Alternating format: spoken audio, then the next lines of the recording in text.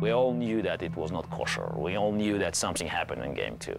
And when we looked, we worked with our computers, very unsophisticated, just laptops, old version of Fritz, but there was no way, the machines could even think of the same moves Deep Blue did.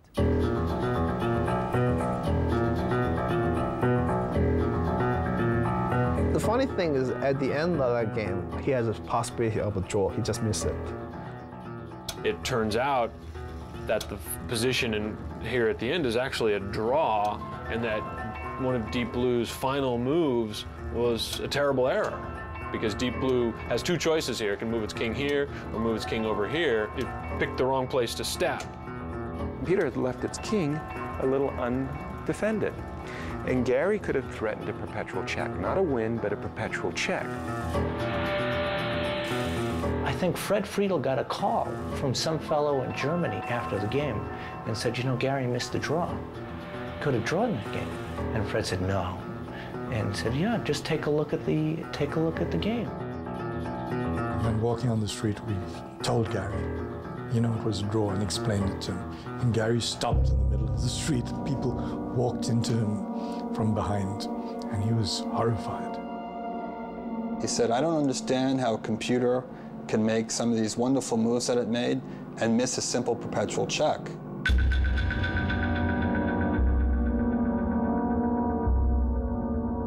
And the next logical thing to do was to ask, how could it play this? Explain this to me. Gary wanted to know what was going on with the computer. He wanted to know who was programming it and when. He wanted to see the logs. So he started asking, he said, I want to see the printouts. I want to see its log files to see how could it play this move. And they were not going to show it to him. Then they were going to show it to him, then they weren't going to show it to him. So you psyched him out. In a way we did, yes. After game two, Gary, like a dog with a bone, just couldn't release this thought that something was going on. The more upset he was getting, the more wrapped up in what happened in game two meant that he was going to concentrate less on game three, game four, game five.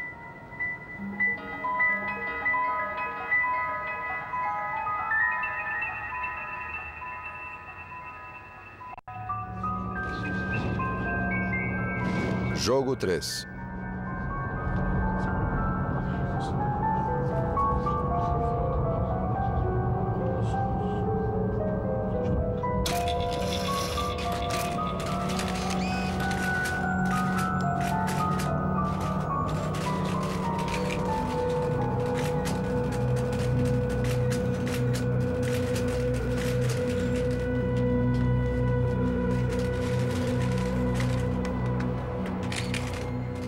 I have to tell you that, game two was not just a single loss of a game. It was a loss of the match, because I couldn't recover.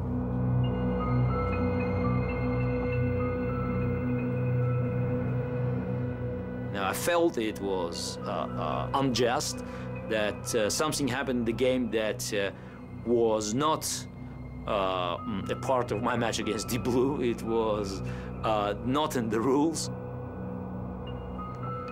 He wasn't able to proceed to the point of view of, as he would against a human opponent, like, this guy's learned an interesting trick here. I have to adjust to this. Right now, he was saying, how did it do that? How did it do that? And never got to the point where he could, respond confidently to anything he knew the computer was going to throw at him. You have to concentrate on playing the match, but at the same time, your mind is always traveling backward to the game two. And when you look at this machine move, you don't think that it's just a machine. He has big advantages. He doesn't capitalize on any of them. And Gary's level of frustration is going up and up and up until it's really beyond the ceiling. Even with the advantage of the first move, Kasparov managed only a draw, leaving the series even 1 1/2 games each.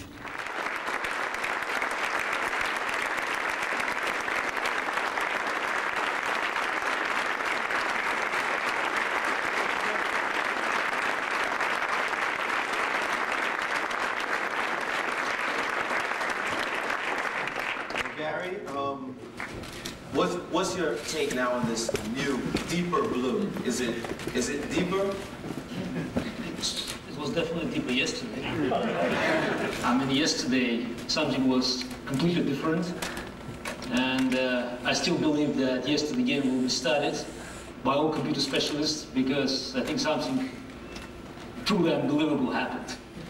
If I'm reading you correctly, Kasparov, or maybe I'm speaking out of turn, do you think there may be some kind of human intervention on the part of this game, or no, is there a suggestion of the possibility? It reminds me of a famous goal that Maradona scored against England in '86.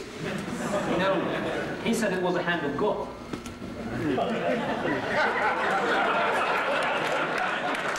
I've been to Europe enough to know what that meant. He was quite clearly accusing us of cheating. You know, it was not difficult to read between the lines. And I thought that was disgraceful. You know, I mean, you know, of course it's supposed to be a friendly match, but even if it's not friendly, you just don't make an accusation like that, especially when you really don't have any evidence at all. It's definitely a mistake for Gary to give a position to Fritz or any other computer and say, this is computer behavior, and this is what Deep Blue must be thinking, or what Deep Blue would do. I think he's seen from the games that he's played against Deep Blue that Deep Blue is no ordinary computer. Deep Blue plays an entirely different level from any other computer he's seen. Some of the IBM public relations people said, well, you know, we want to try to keep this a friendly match, you know, and, you know, you shouldn't say things like that. And I said, okay, fine. But, you know, the guys on the team were high-fiving me. Maybe he should come to grips with the fact that Deep Blue can do a lot of things that he did not think were possible. I think, you know, I think this is not a very fair statement because I definitely understand better than anybody else the difference between Deep Blue and any other computer.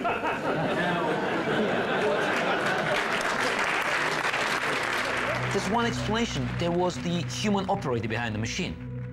If you just imagine there was a human player behind a relatively weak computer, very powerful in calculation, but totally dumb in positional understanding, then you don't have to invent any more stories. Because what's happened at the moment when machine refused to take the pawns? Very simple. This is a human player. It's not it shouldn't be Kasparov, it shouldn't be, I mean, I'm talking about Karpov sitting in another room. You could have a relatively good player, not necessarily grandmaster, and someone who has access to the screen, a real screen, looks at the moves. I mean, because machine is analyzing it, and you can see the main log. And suddenly in the main log, he or she, whatever, sees that machine is taking pawns, but the king is in danger. The human feels it. You don't have to be a strong player to feel it. So you cut the line. At least you have one red button which says, drop the main log. Bingo. So it's over. You cut it. You raise it. So then the second move comes to the top, which is a better move, because the human could see, oh, fine, it's a huge advantage for white.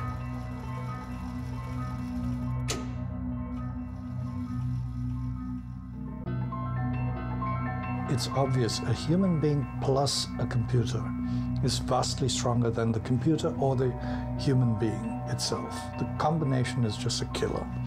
So theoretically it's possible that IBM could have used a grandmaster or grandmasters to, at critical phases, influence the machine. And it can be done. Gary was saying openly that they were cheating. And he was getting more and more upset. I was covering the Kasparov camp, so I reported what he said. IBM, which had given me all the assurances beforehand, because I don't do PR, I'm a journalist. And if they're just going to want me to do PR, I needed the money, but I don't need it that bad. I need my reputation. They said, no, you can write what you want to write. Fine. So after game 2, when they started to raise these complaints and raise questions about the behavior of the IBM team, I wrote it. And they didn't like it. And they insisted that Fred Friedel's comments about Deep Blue come out, and Gary's accusations about Deep Blue come out. Still, I'm keeping my own opinion that game 1 and game 3, they are typical computer games. Game 2 was slightly different. Well, I think we'll leave it at that. Thank you guys.